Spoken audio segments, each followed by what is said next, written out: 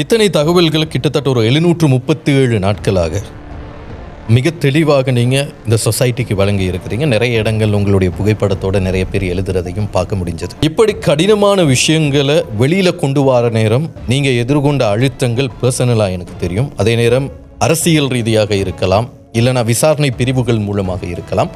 அத்தனை அழுத்தங்களுக்கும் இலக்காகி இவ்வளோ தகவல்களை நீங்கள் வழங்குகிற நேரத்தில் சார்பாக பார்க்கின்றவர்கள் 99% எதிர்ப்பவர்கள் 1%, எல்லா இடத்துலையுமே இருப்பார். இந்த பயணத்தினுடைய முடிவு எப்படி இருக்கிறது உங்களுக்கு சுருக்கமாக சொன்னார்?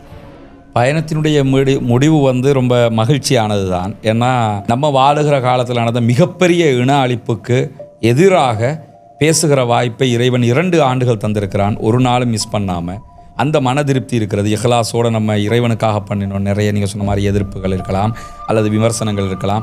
எதையுமே நான் கடிவாளம் மாட்டின குதிரை மாதிரி போய்கிட்டே இருப்பேன், அவ்வளோதான். அந்த அடிப்படையில் செய்தது ரொம்ப திருப்தியாக அந்த மக்களுக்காக நம்மளால் கிரேட்டா தன்பர்க் அளவுக்கு காசாவுக்கு கடலில் போக முடியலை, அல்லது வேறு விதமான எதையும் பண்ண முடியலை. ஜனநாயக ரீதியாக போராட்டங்கள் நடத்தியிருக்கிறோம், ஆர்ப்பாட்டங்கள் நடத்தியிருக்கிறோம்.